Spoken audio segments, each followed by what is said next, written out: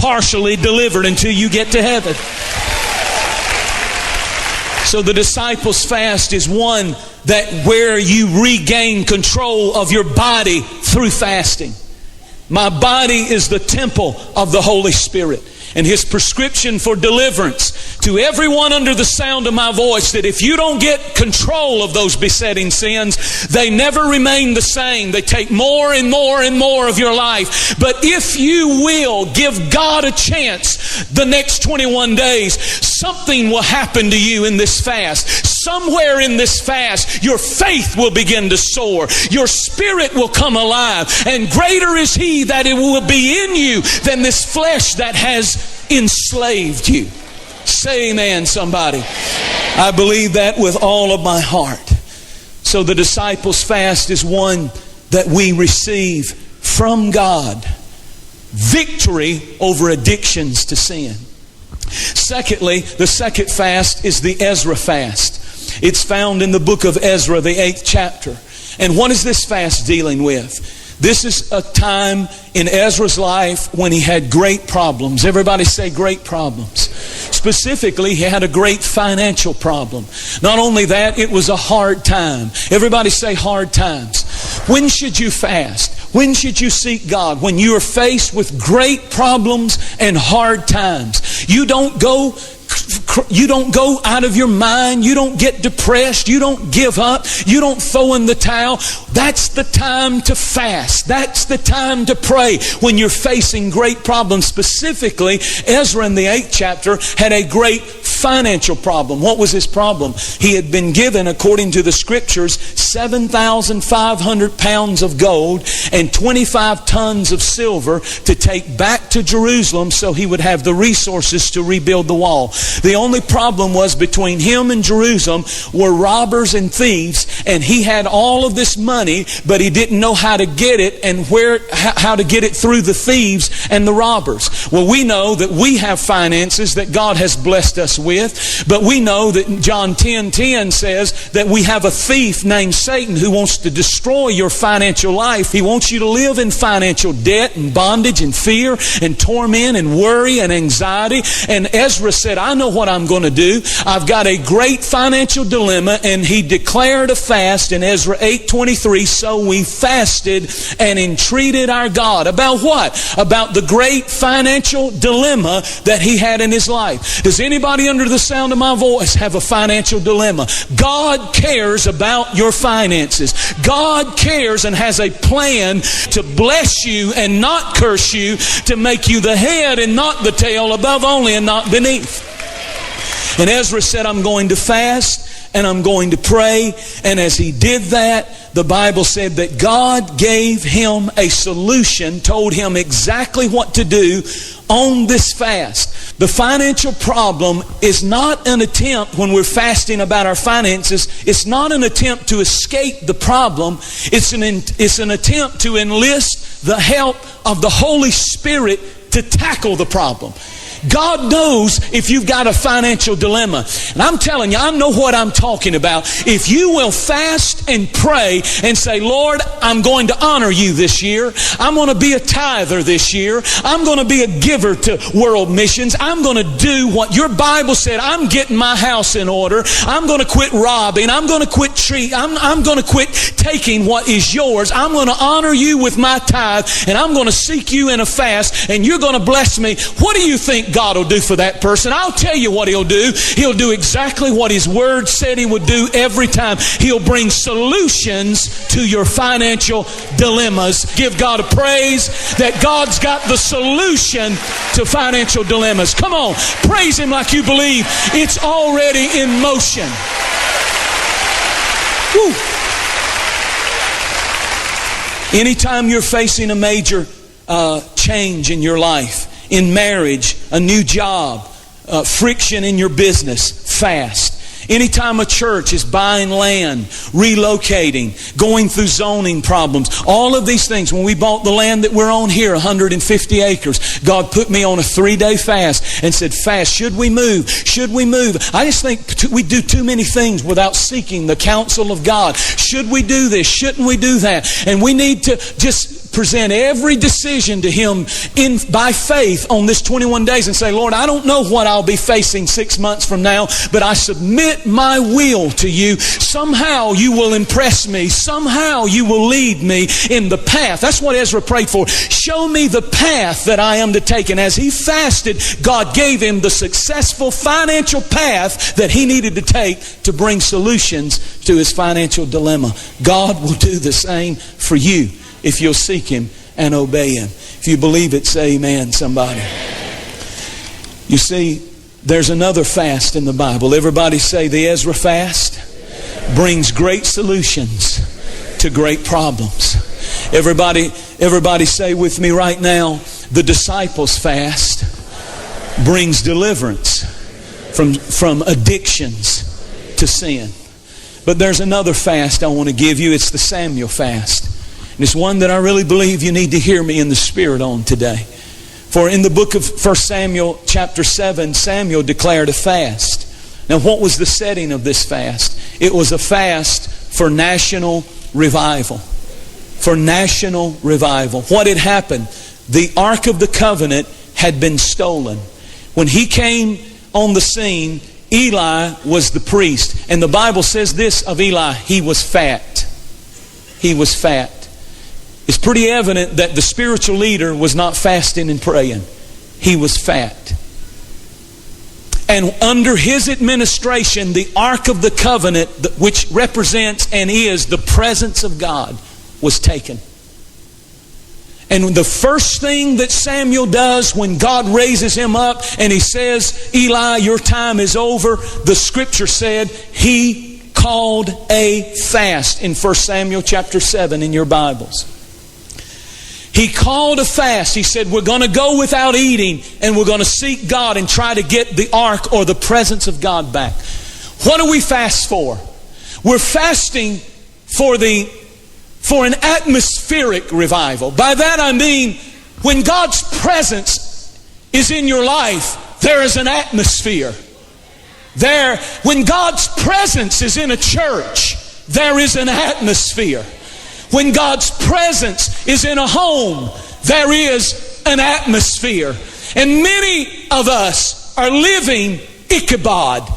The Bible said when they stole the Ark of the Covenant, they named the first child that was born Ichabod, which means the glory, the presence is gone. God is not here. And many people come to church week after week and you love God and you've been born again, but there is not that intimate, close presence. You can't remember the last time that you had a revival in your soul where you were broken before God and praying in a heavenly language and close to God and feeling alive spiritually.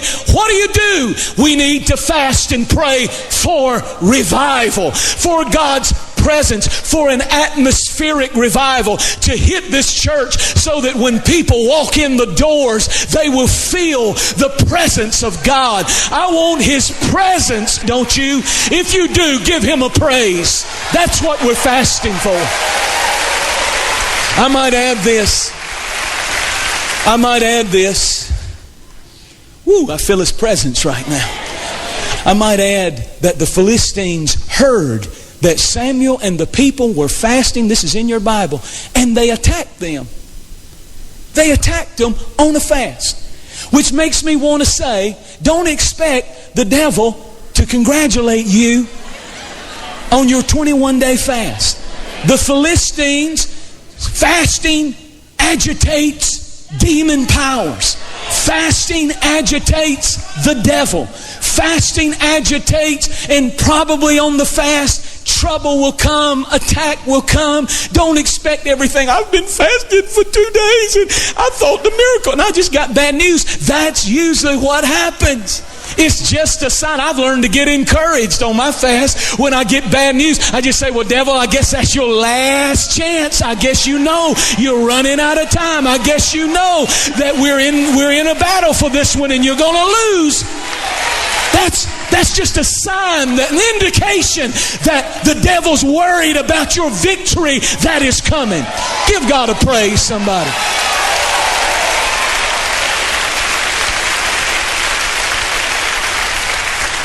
Satan may attack, and in that moment he'll whisper in your ear, just quit, it ain't working, you're hungry, you're starving, you're dying, you're going to die, your body's dying, your heart's beating funny, you're dying.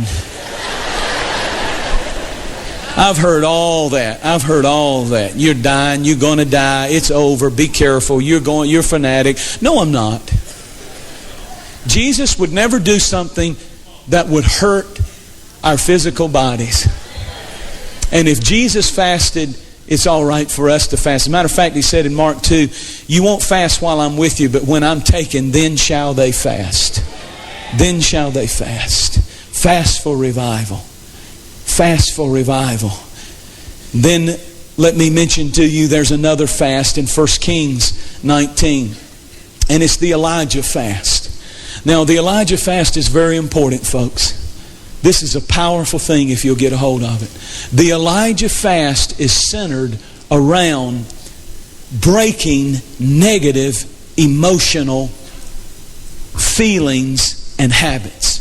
What do I mean? When Elijah came from Mount Carmel after a great spiritual victory, the Bible said that Jezebel said, I'm going to kill you, Elijah. And the word reached him and he became afraid. Everybody say afraid. And depressed. And ran to the wilderness where there was no food, wanted to starve to death, got under a tree and said, God, just let me die. He was greatly depressed. He was greatly despondent. He was a wreck emotionally. He was a wreck in his mind. And the angel came, touched him, gave him some bread to eat, supernatural bread the angel prepared, and he went on a journey back to the place where God originally dealt with him. God told him to go there while he was on the fast, and for 40 days he went off that one meal. Now here's the point I want to make to you. When he got there, God delivered him from that depression, those feelings of suicide and fear. So there is a fast, and we're decreeing this is part of this fast, a fast that breaks negative emotions off of our lives. By that, I mean depression, despondency, suicide, fear, emotional bad habits, grumpy, irritated at your spouse, at your children, at your co-workers, constant state of irritation, a negative self-image, low self-esteem, I hate myself, I can't do anything right. God says on this fast that power can be broken. Fears and deep insecurities are going to break, and you're going to realize who you are in Christ and who your God is, and you're going to stand up and not be afraid. Not be afraid. Not be afraid. One thing that the Lord showed me in this story that I don't think I've ever seen before is how that God instructed Elijah to go back to Mount Horeb, which was a place of previous victory and spiritual touch in his life. While he was on the fast, God sent him back to a place where he had been blessed and touched before. And I thought about, I didn't know this, but I thought about last year. I went, when I was on the 21-day fast, of course, with all of you, I decided to do the whole 21-day fast. I don't know how long I'm going into full fast. I know I'm going to probably do, 7 days or so. And I'm just going to be led. And then I'll convert over to the Daniel fast, or I'll do whatever God tells me to do. I'm totally open, and that's how you need to be. Totally open. Don't compete with anybody. Don't feel like you got to be super. Just do what God leads you to do.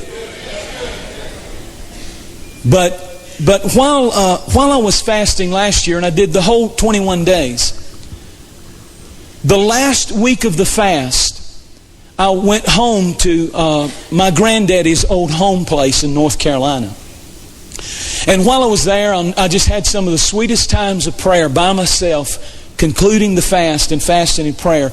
And my granddaddy had an airstrip. He used to have a little Cessna airplane. I can remember as a grandkid, we would all line up and watch the plane land, and we would wait our turn in the line to get to go up on Sunday afternoon with Granddaddy.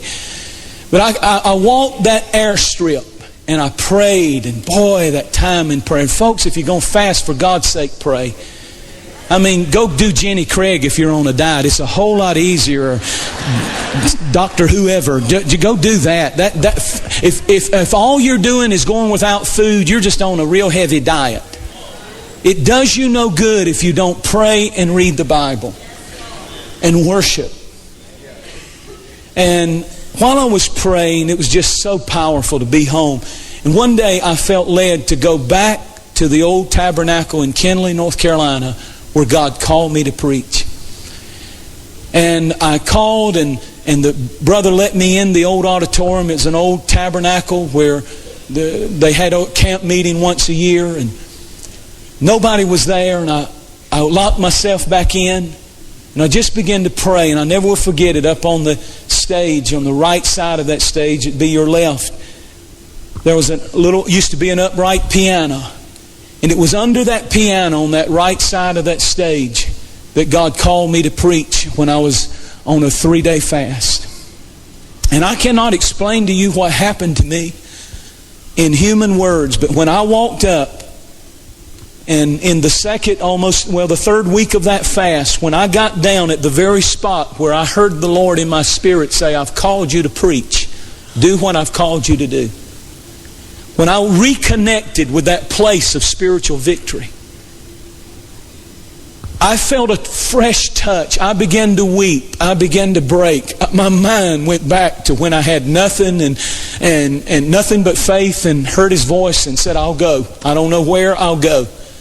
All of you have places in your life where God has touched you profoundly. And I want to encourage you on this 21-day journey that we're going on, that at some point, if you can, try to make a journey to some of those places where God has touched you, where God has done something powerful in your life. I promise you there's power waiting on you there. To redig that well, you'll find out there's still water there. In Jesus' name. In Jesus' name. Why don't you start this year off right by making Jesus your Lord and Savior? Right where you are, say, Lord Jesus, come into my heart, cleanse me. The blood of Jesus washes and cleanses us from all of our sins. Right where you are, invite Him into your home, invite Him into your heart, invite Him into your life, and join us on the 21-day fast. We want to hear from you. Join us next week for the conclusion of 9 Reasons to Fast. God, should I move? Should I stay? What should I do? He said, anytime you're facing major decisions, fast and pray, and the light will break forth in the areas that it's been dark and confusing. The light will break forth like the noonday. We need to feel as Christians the hunger of the world while we're fasting on this fast. Children are starving, and we need to be reminded of that in blessed America.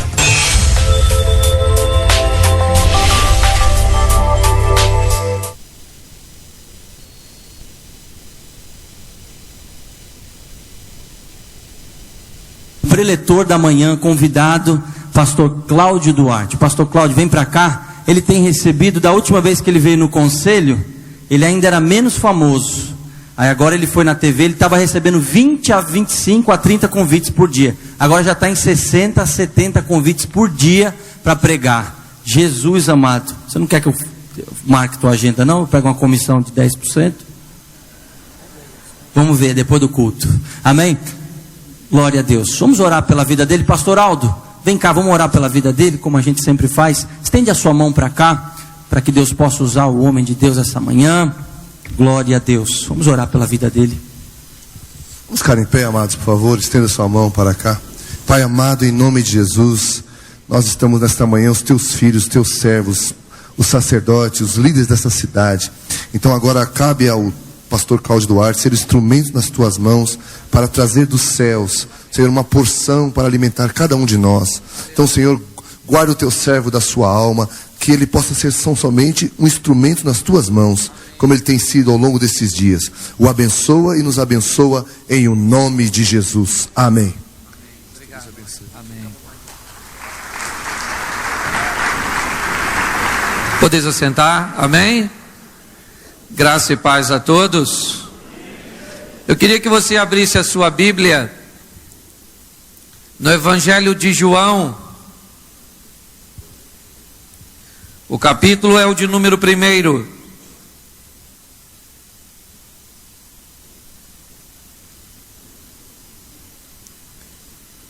a partir do verso de número 19. É sempre um prazer poder estar aqui. O Glauber é um amigo e tem me dado essa oportunidade, e eu fico muito satisfeito com isso. E eu quero conversar com vocês na realidade. Sei que estou falando para a liderança, sei que estou falando para pessoas, muitos de vocês extremamente capazes, extremamente instruídos, pessoas muito esclarecidas, mas eu gostaria, Deus me deu essa oportunidade de humildemente conversar com vocês a respeito deste texto e da temática que nós vamos ver aqui. João capítulo 1, versículo 19. Este foi o testemunho de João, quando os judeus lhe enviaram de Jerusalém sacerdotes e levitas para lhe perguntarem: quem és tu? Ele confessou e não negou. Confessou: eu não sou o Cristo. Então lhe perguntaram: quem és, pois? És tu Elias? Ele disse: não sou. És tu o profeta? Respondeu: não. Disseram-lhe, pois: declara-nos quem és, para que demos resposta àqueles que nos enviaram. Que dizes a respeito de ti mesmo? Então ele respondeu: eu sou a voz que clama no deserto. Endireitai o caminho do Senhor, como disse o profeta Isaías. Ora, os que haviam sido enviados eram dentre os fariseus, e perguntaram-lhe: então por que batizas, se não és o Cristo, nem Elias, nem o profeta? Respondeu-lhes João: eu batizo com água, mas no meio de vós está quem vós não conheceis, o qual vem após mim, e do qual não sou digno de desatar-lhes as correias das sandálias. Essas coisas se passaram em Betânia, do outro lado do Jordão, onde João estava batizando. Amém? Irmãos, eu gostaria de fazer uma pergunta hoje, que foi feita nesse texto, e que eu gostaria de trazer para a nossa reflexão. Quem és tu?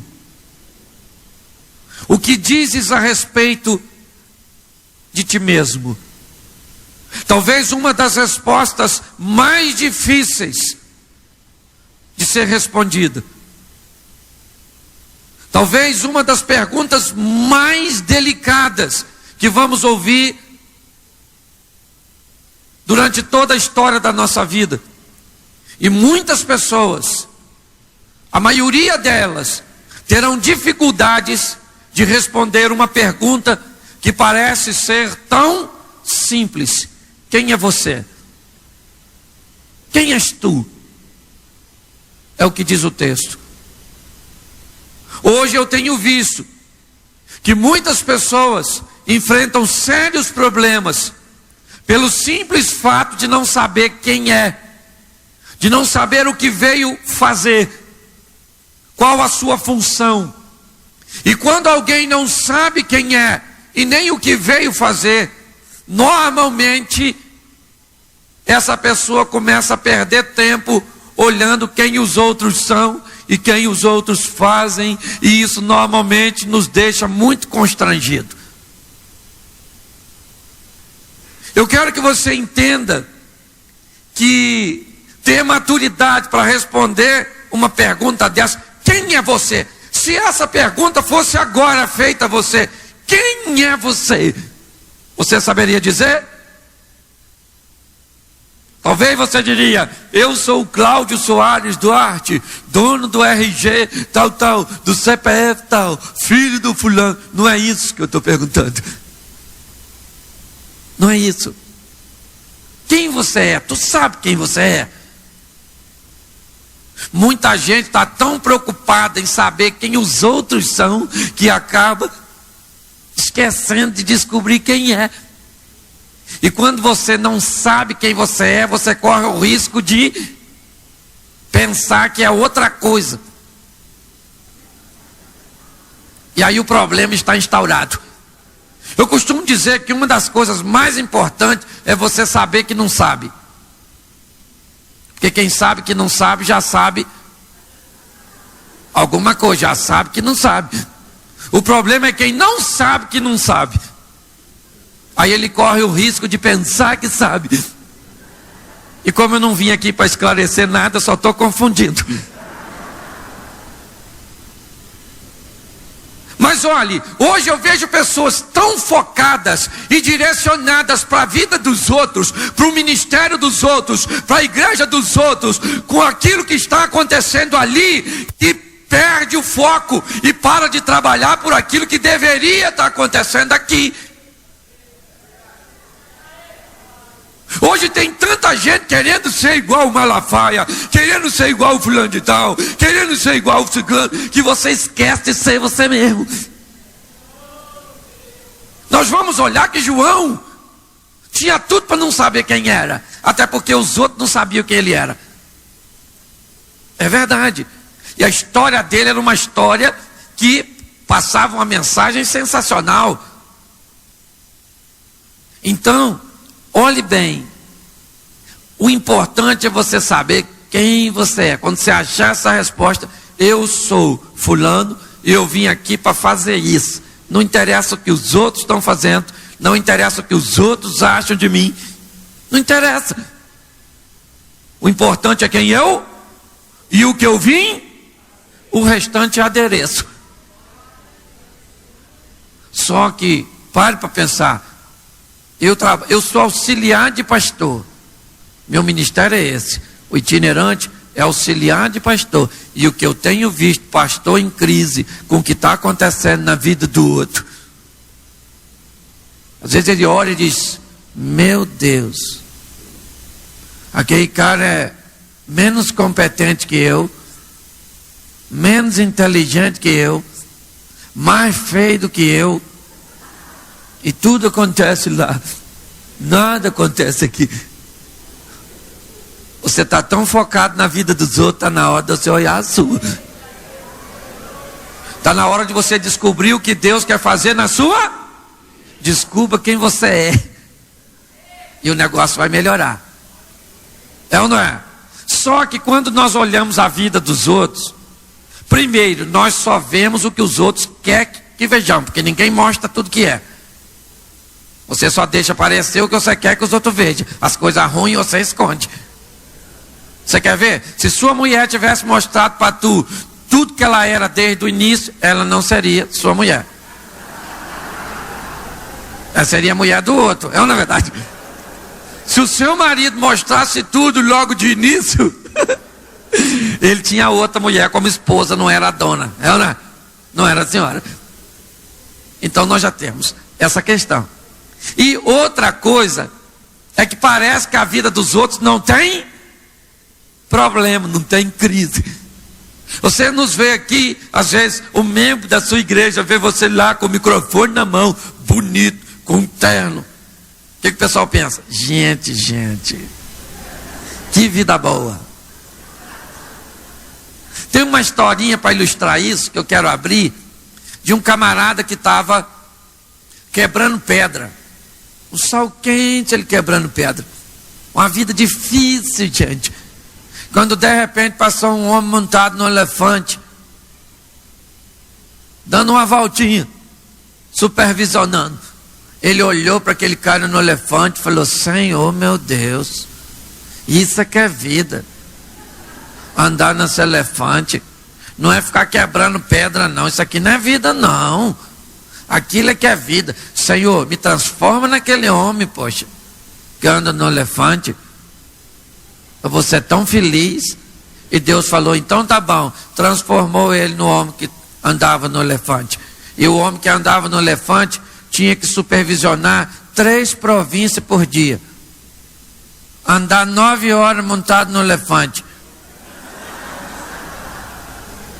O sol quente batendo na cabeça dele, rapaz. Cozinhando os miolos. Aí falou: que é isso, rapaz? Negócio de andar no elefante não é bom, não. Que é isso? O bom mesmo é ser o sol, que queima os outros, que esquenta assim. Se eu fosse o sol, eu ia ser feliz. Senhor, deixa eu ser o sol, poxa. E Deus falou, então tá bom, filho, vai pro seu sol. E ele foi ser o sol, queimava os outros, esquentava. Só que entrou uma frente fria. Ele queria passar e não conseguia. Nuvens densas, diversos dias. E ele falou, Senhor, que é isso? Eu nem consigo passar por essas nuvens. O bom mesmo deve ser nuvem que tapa o sol. Eu já tenho certeza no que eu quero ser. O Senhor me transforma em nuvem. Se o Senhor me transformar em nuvem, eu sei que eu vou ser feliz. E Deus transformou ele em nuvem, ele tapava o sol, fazia chover. Só que um dia começou a ventar. Ele queria ficar quieto, o vento não deixava. Ele queria ficar aqui, o vento levava ele para lá, o vento levava ele para lá e para acolá. Ele falou, que é isso, Senhor? Esse negócio de ser nuvem não é bom, não. O bom é ser vento que puxa tudo, quebra tudo, arranca telhado, faz tudo. Agora eu descobri, o bom mesmo é vento. Me transforma no vento, que eu quero ser vento. E Deus transformou ele num vento. Ele arrancava a árvore, telhado, levantava a saia das mulheres. Ele fazia miséria como vento. Só que um dia ele parou numa pedreira e começou a soprar. E a pedreira tá nem aí. E ele soprando, fazendo força, já cansado.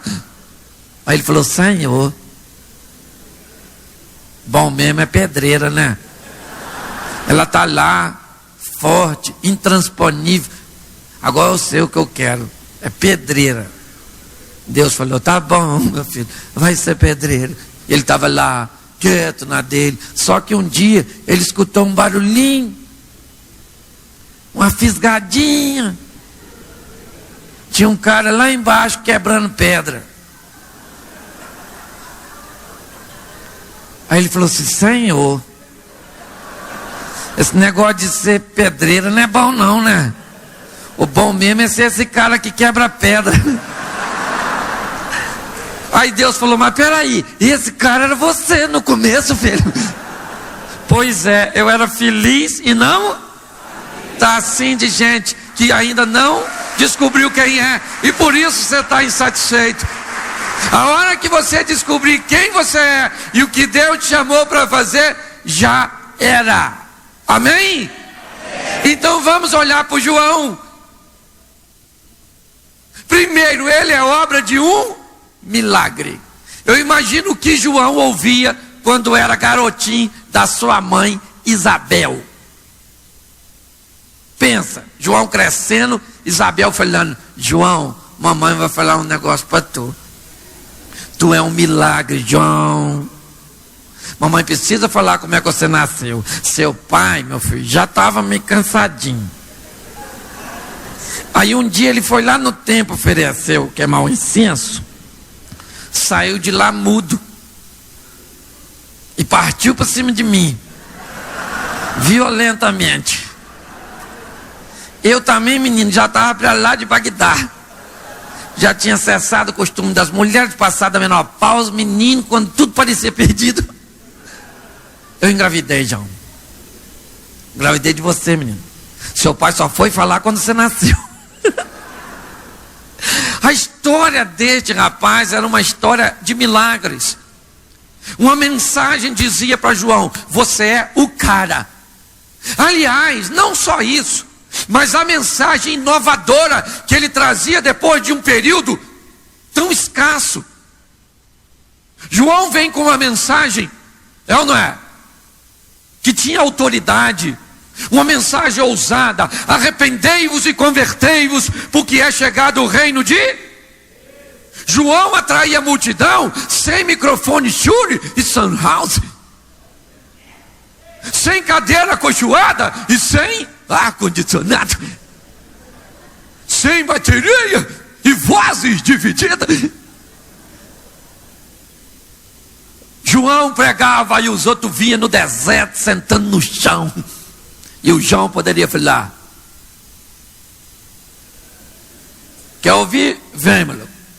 Não tem ar-condicionado, cadeira, não tem nada. mas vou ministrar uma palavra que vocês nunca ouviram. João tinha tudo para compor a música de Roberto Carlos. Esse cara sou eu. É ou não é verdade? Um cara sensacional. É ou não é verdade? Alguém envolto num ambiente que poderia ludibriá-lo, que poderia enganá-lo, que poderia dizer: João, você é mais do que na realidade é de verdade. Nesse ambiente, este homem tão interessante, sabe, nos dá algumas grandes lições. Primeiro, não precisa ser um grande homem aquele que apenas se preocupa em fazer sinais e milagres, pois Jesus disse que de um homem nascido de mulher não houve nenhum maior do que. Mas a Bíblia também diz que João não cometeu ou não fez nenhum sinal e nenhum milagre. Olha só, ele não curou ninguém, ele não escreveu nada, ele não multiplicou pães, ele não fez nada. Mas Jesus disse que não houve homem como ele. Aliás, os grandes homens desempenham suas funções de uma forma extremamente discreta. Os verdadeiros homens de Deus não querem ser ovacionados, eles querem ser instrumentos na mão de Deus. Se eles vão ganhar notoriedade, isso não é problema, essa não é a preocupação deles. A preocupação deles é ter o nome escrito no livro da vida e fazer aquilo que Deus quer que ele faça. Hoje, olha só, hoje tomamos por base pastores de mega igrejas e achamos que o ministério de sucesso são apenas daquelas igrejas grandes. Não, filho. O ministério de sucesso é aquele ministério cujo o homem sabe quem é e sabe o que veio fazer. Você tem lá uma igreja, uma congregação com 50 pessoas, cuide daquelas pessoas com maestria, desempenhe sua função lá naquele pequeno rebanho. Aliás, eu não sei nem se é pequeno, porque a Bíblia diz que uma alma vale mais que o mundo inteiro. Entendeu? Não quero desmerecer quem tem mega igreja, vai ter, mas isso ele faz porque Deus o chamou para, e deixa ele fazer. Agora não posso ficar olhando para ele: nossa, só tem 50, ele tem 300. Nossa, que é isso, que é isso, que é isso, que é isso. Eu quero 500, eu quero 500. Não, para de ficar olhando nos outros. Olhe para você, porque Deus tem a fazer na sua e na sua história. É assim que funciona. João vai desempenhar a sua função de uma forma muito elegante, sabe? As pessoas vão até ele, e note que as pessoas podem confundir você. Gente, tem gente que às vezes, esse dia uma pessoa veio me cumprimentar: se você visse, pastor. Falei: o que foi? Não sei não. Falei: calma, filho, o que está acontecendo? Você está passando mal? Não, é sempre que falar com o senhor me dá uma emoção, eu vou chorar. Eu falei: eu fiz alguma coisa com você? Eu te ofendi? Não. Eu falei: não, você está enganado, filho. Eu acho que você não sabe quem eu sou. Entendeu? Eu sou igual a você. Aí ela começou a querer. Eu falei: ó, se cair, eu não te seguro, não. Para de palhaçada. Ué, tem muita gente que não sabe, confunde quem nós somos. É ou não é? Nessa vida tem a pessoa que você pensa que é, tem a pessoa que os outros acham que você é, e tem a pessoa que realmente você é. Então eu sei quem eu sou. Muita gente às vezes confunde isso, vem querendo ovacionar, fazer coisas. Eu falo: sai para lá, não vem perturbar eu não. Eu só sou uma mulinha que Jesus está andando. Ué, é verdade, não é fácil humildade não, é porque está assim de homens bíblicos na Bíblia, que esqueceram quem era. Eu, na verdade, para pensar. Uzias, É ou não é? Cresceu, prosperou, venceu, é ou não é? Mas se esquece, entrou para queimar incenso. O sacerdote falou: Uzia,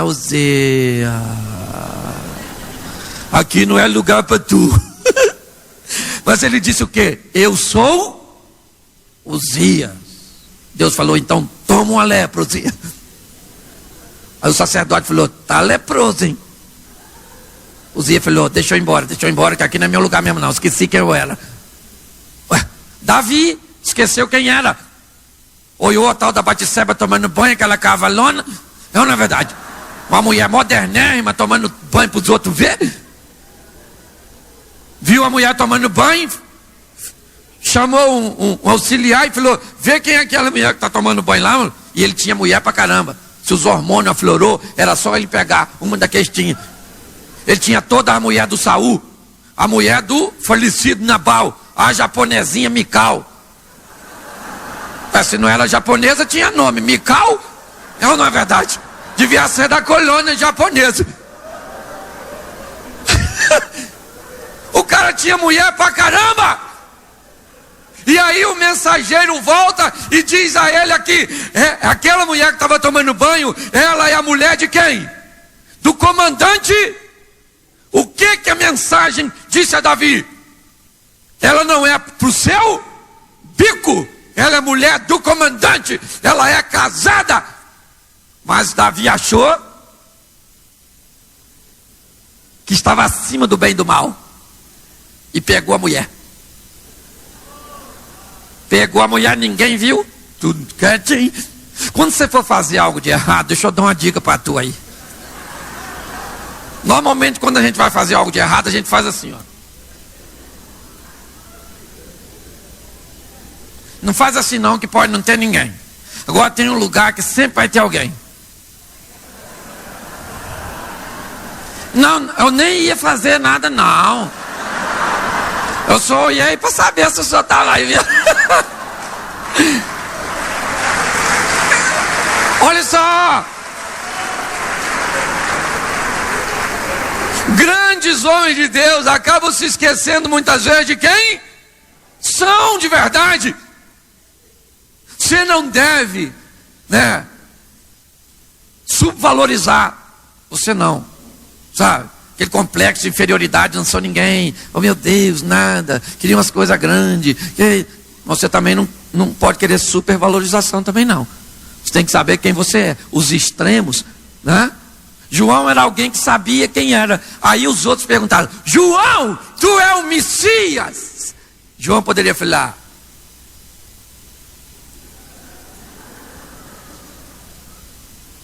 primo dele.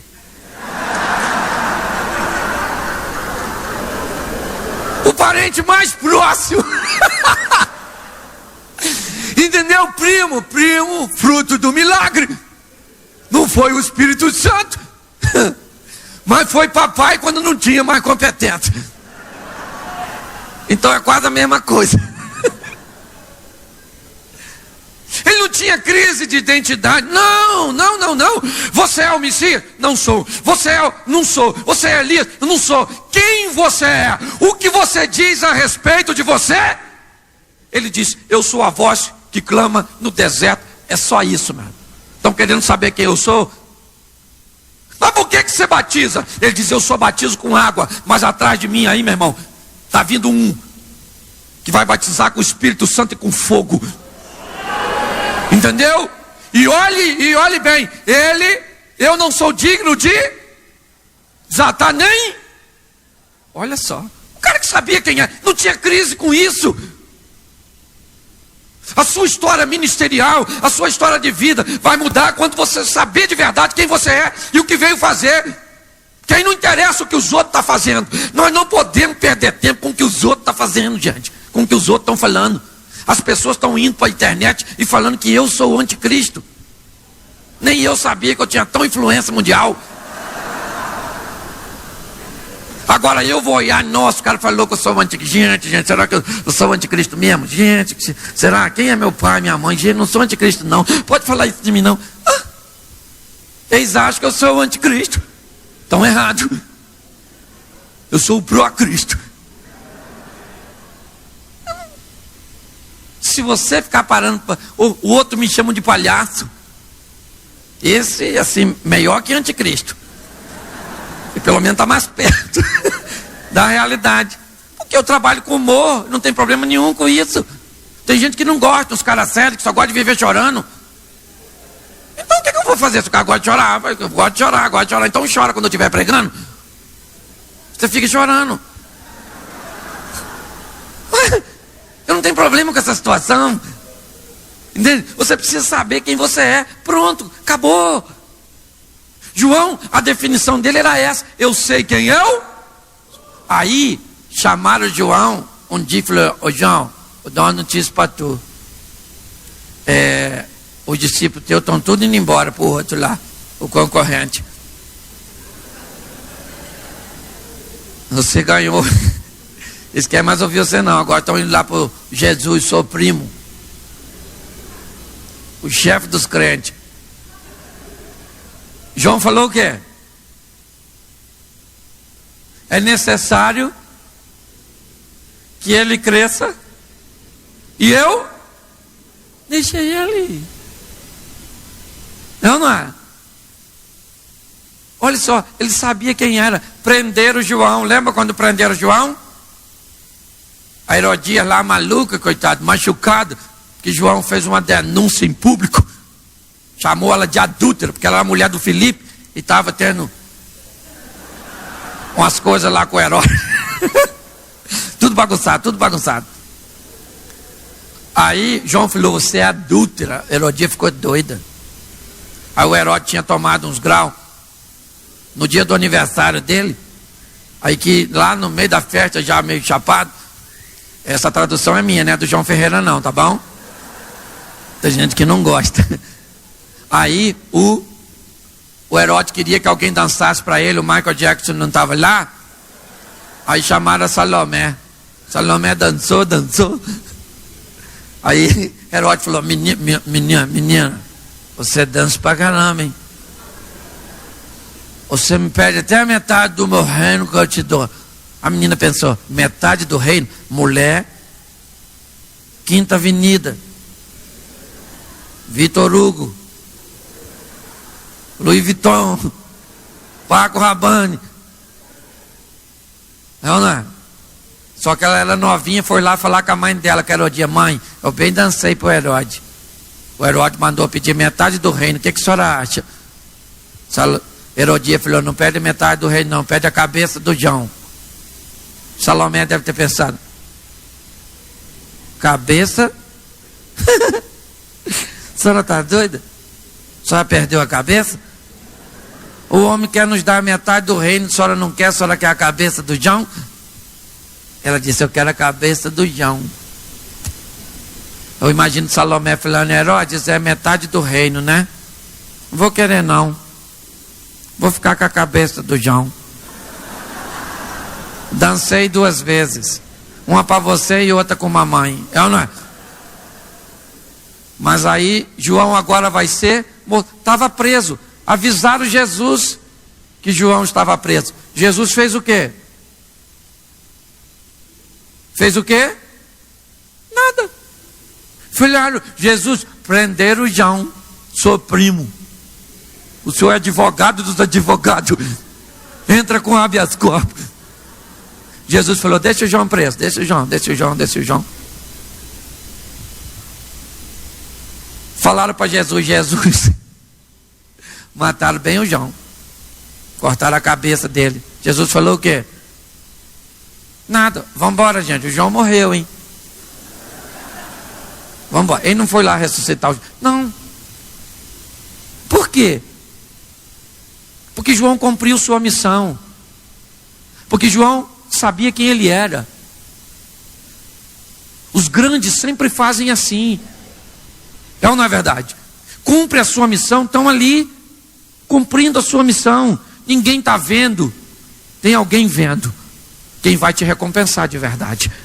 A Bíblia diz: se você fizer algo e desejar ser ovacionado pelos homens, você já recebeu o prêmio que merecia. Porque foi ele que você buscou. É ou não é? Eu vi uma mensagem um tempo atrás, estava até falando ontem com o Ney, pastor Ney, que abre Ariovaldo Ramos, uma cabeça pensante. Acho que às vezes ele se confunde quem é. Precisava ouvir uma mensagem dessa. Mas ele fala umas coisas muito legais. E numa mensagem que ele fala de José, sabe, vale a pena agregar a essa mensagem aqui. Ele diz: José foi o maior homem que já pisou nessa terra. A Moisés Deus entregou seu povo, Davi seu reino, aos profetas sua palavra, a José seu filho. José foi o único homem que teve o privilégio de ouvir o Filho de Deus lhe chamando de pai. José foi o único homem que entrava na presença de Deus em oração e dizia: vim aqui falar com o Senhor a respeito do nosso filho. Olha que coisa.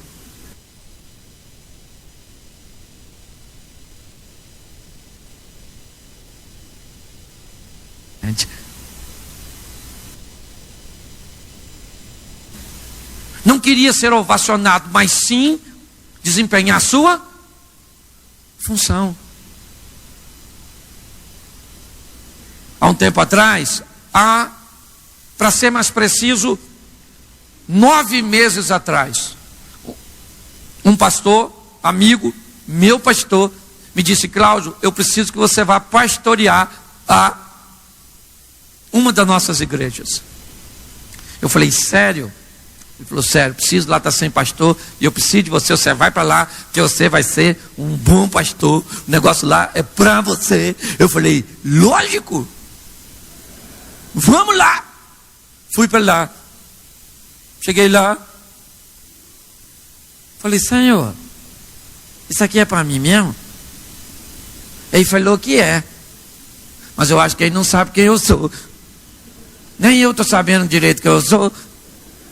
Fala comigo aí. E Deus falou comigo: não é isso não, meu filho. Então às vezes as pessoas não vão saber quem você é. As pessoas vão confundir. As pessoas vão colocar você em lugares que não é para você estar. Vão te fazer proposta que Deus não quer que você esteja.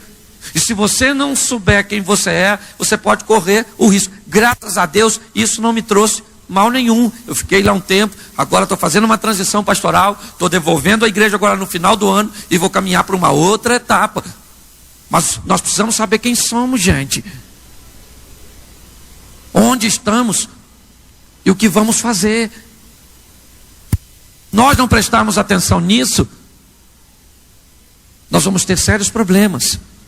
Mas sabe uma coisa que pode atrapalhar muito essa historinha nossa? Abra sua Bíblia nesse texto aqui, ó, João, ou melhor, Lucas, perdão, capítulo 2.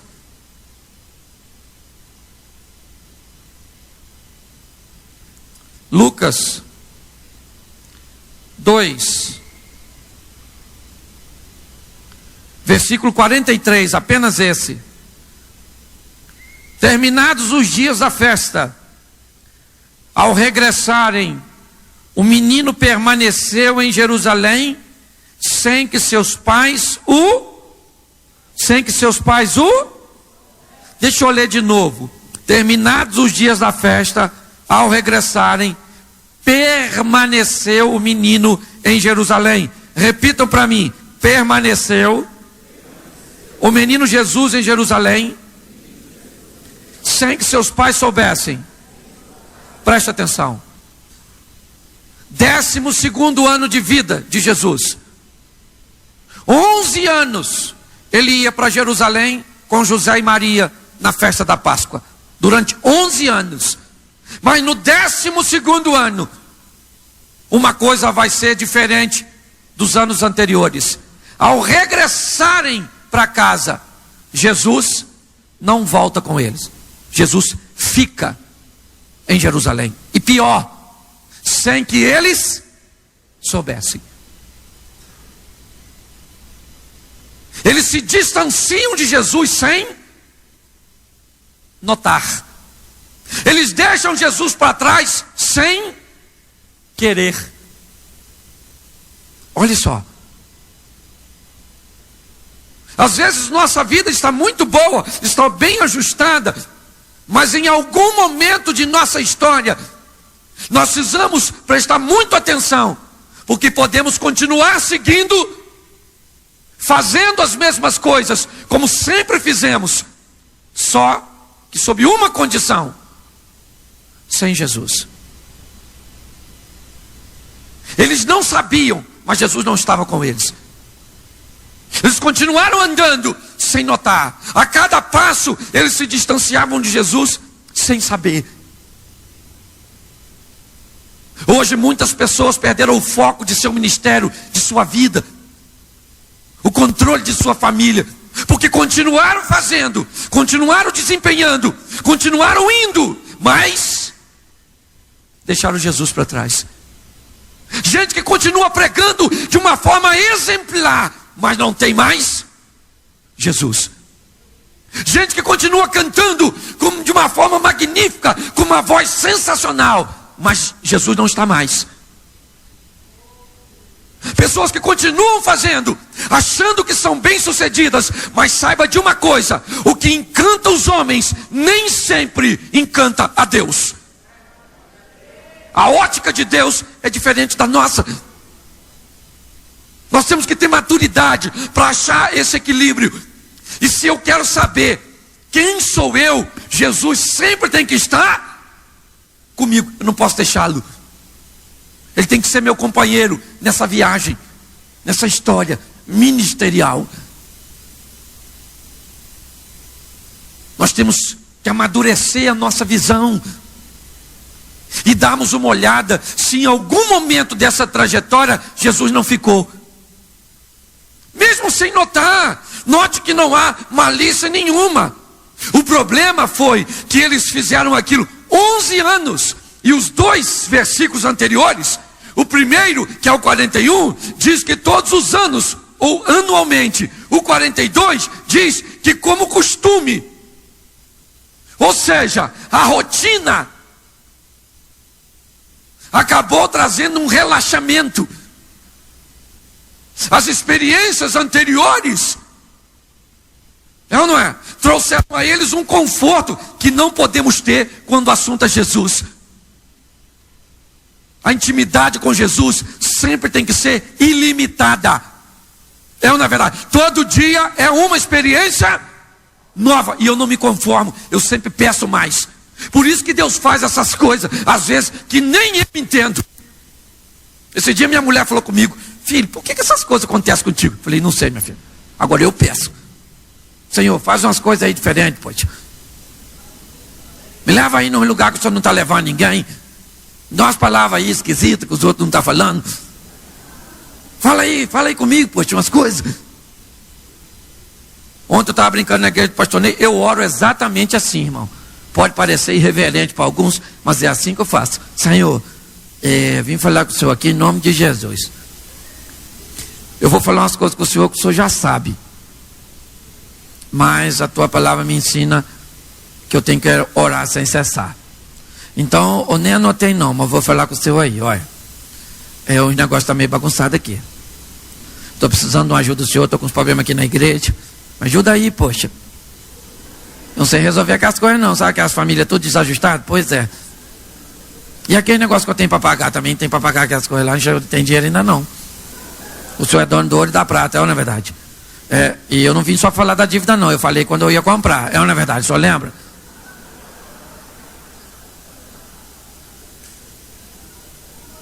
Ué? É ou não é verdade? Não pode, não, Jesus não pode ficar para trás, querido. Ele tem que vir conosco, não pode ter rotina. Cada dia é um flash. Ser pastor, gente, ser pastor é um negócio desafiador. Eu sei que é. Você queria uma igreja toda ajustadinha, mas não é isso que ele manda para você, o eterno. Esse dia chegou uma moça lá na igreja toda animada, falou: pastor, queria apresentar o senhor, a minha família, um pessoal que eu trouxe. Falei: lógico, querido. Isso aqui é meu marido. Falei: graça e paz, Deus abençoe. Esse aqui é meu filho. Falei: graça e paz, Deus abençoe. Esse aqui é meu ex-marido. Eu falei: Deus abençoe. Esse aqui, pastor, é a mulher do meu ex-marido. Falei, muito prazer. E esse aqui são os filhos do meu ex-marido. E aqueles ali é filho do meu atual marido com a outra mulher. Falei, sangue de Jesus tem poder. É difícil. Vocês pastoreiam adolescente e juventude que gosta desse troço aqui, ó. Só pancadão. Mas o senhor administra aqueles velhinhos. Já está lá. É ou não é? Gosto daquelas canções. Foi na cruz, onde o dia eu vi meus pecados castigar. Canta isso para os meninos. Eles até põem uma versão nova. É ou não? Rock pesado. Foi na cruz e toma ali bateria. Lá na igreja é assim. O som está baixo, a garotada fala, põe volume nesse troço. Eu ponho o volume. A turma mais experiente diz, não estou escutando nada. Igreja tinha tudo para dar errado, meu irmão. Ex-traficante, ex-homicida, ex-mentiroso, ex-mulherengo, ex-tudo, ex. E aliás, tem uns caras que pensam que é mulherengo. Porque esse dia um cara falou comigo assim, eu até conheço ele. Pastor, o senhor sabe que eu era mulherengo. Falei, sério? Só para me saber assim. Você já teve tantas mulheres assim que você está falando? O homem gosta de contar vantagem, né? Falei, quem foi? Aí ele foi falando nas mulheres. Gente, só. Eu falei, no final daquele me deu uma lista de umas 5. Eu falei, esse cara não é mulherengo, esse cara é o Ben 10. Ele tem um Omnitrix, toda vez que ele bate, sai um monstro. Bate, sai um monstro. Bate, sai um monstro. Gente, e são essas coisas que a gente tem que administrar. Você está rindo, mas o assunto é sério. E nessa trajetória de sucesso, Jesus tem que estar conosco, gente. Não perca Jesus de vista, porque Ele te mostra quem você é.